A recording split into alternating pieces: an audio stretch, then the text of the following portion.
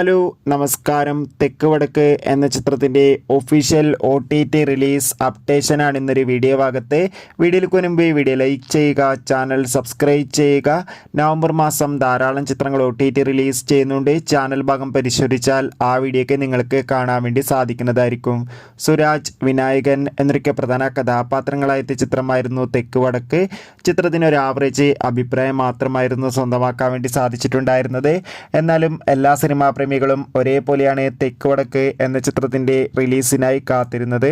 Finally ചിത്രത്തിൻ്റെ OTT അവകാശങ്ങളൊക്കെ simply south എന്ന OTT platform സ്വന്തമാക്കിയെന്ന് confirm ആക്കിയിട്ടുണ്ട്.